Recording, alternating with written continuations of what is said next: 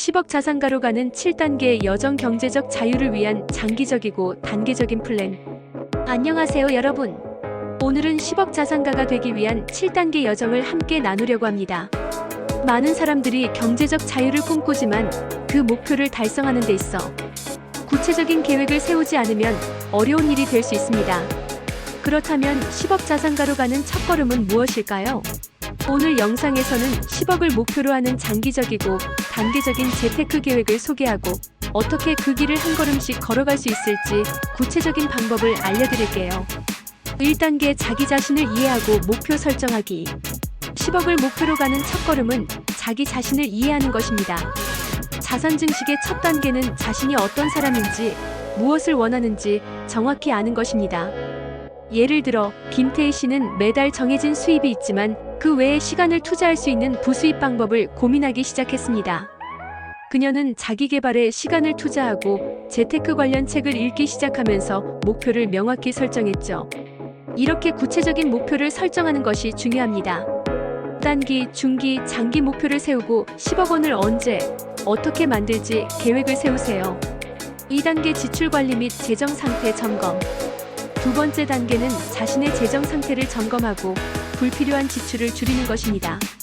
많은 사람들이 소비는 빨리 하지만 저축과 투자는 점점 미루게 됩니다.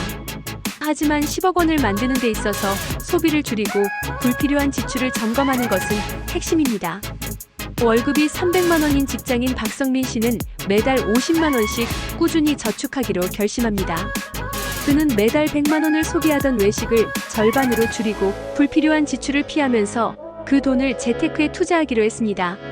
이 작은 변화가 10년 후 1,000만 원의 자산을 만드는 기반이 됩니다. 3단계 다양한 투자처에 분산 투자하기. 세 번째 단계는 다양한 투자처에 분산 투자하는 것입니다. 10억 원을 만들기 위해서는 투자처를 다각화하는 것이 중요합니다. 예를 들어 부동산, 주식, ETF, P2P 대출 등 다양한 곳에 조금씩 투자하여 리스크를 분산시키는 것입니다. 30대 초반의 이진수 씨는 매달 20만 원씩 주식에 투자하고 그 외에는 부동산 크라우드 펀딩과 P2P 대출에도 일정 금액을 투자합니다. 그는 다양한 투자처에서 얻은 수익을 통해 자산을 더욱 확장하고 있습니다. 이처럼 분산 투자는 안정적인 자산 성장을 돕습니다. 4단계 수동적 소득원 만들기. 네 번째 단계는 수동적 소득원을 만드는 것입니다. 여러분, 10억 자산가는 하루아침에 만들어지지 않습니다.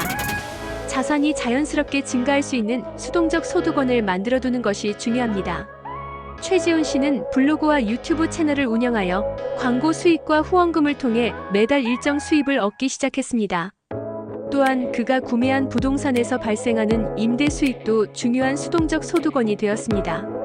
이처럼 수동적 소득은 시간이 지나면서 자연스럽게 자산을 증가시키는 큰 도움이 됩니다. 5단계 자산 배분 및 리밸런싱. 다섯 번째 단계는 자산 배분 및 리밸런싱입니다. 투자에 성공하려면 자산을 배분하고 정기적으로 리밸런싱을 해야 합니다. 예를 들어 주식의 비중이 너무 높다면 일정 부분을 채권이나 부동산에 분배하는 방식입니다.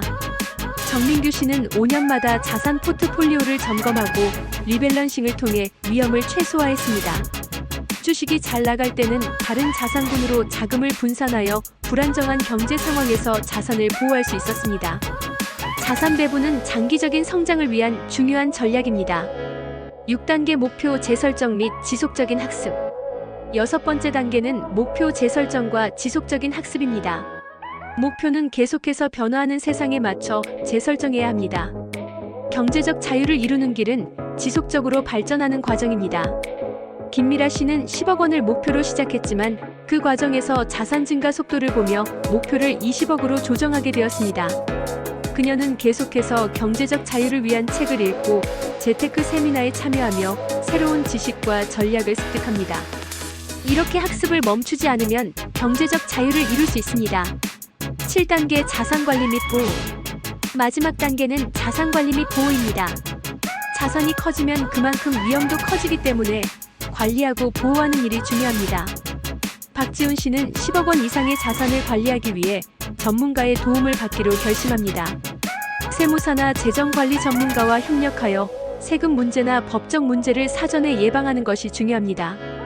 이제 여러분은 10억 자산가로 가는 7단계 여정을 알게 되었습니다. 그 첫 번째 걸음을 오늘 바로 내딛는 것이 중요합니다. 작은 투자라도 시작하고 자신의 목표를 명확히 하며 지속적으로 배워나간다면 10억 자산가는 결코 먼 목표가 아닙니다. 지금 바로 시작하세요. 여러분도 충분히 할 수 있습니다. 여러분의 꿈을 이루기 위해 필요한 건 믿음과 실행입니다. 오늘도 함께 그 길을 걸어보아요.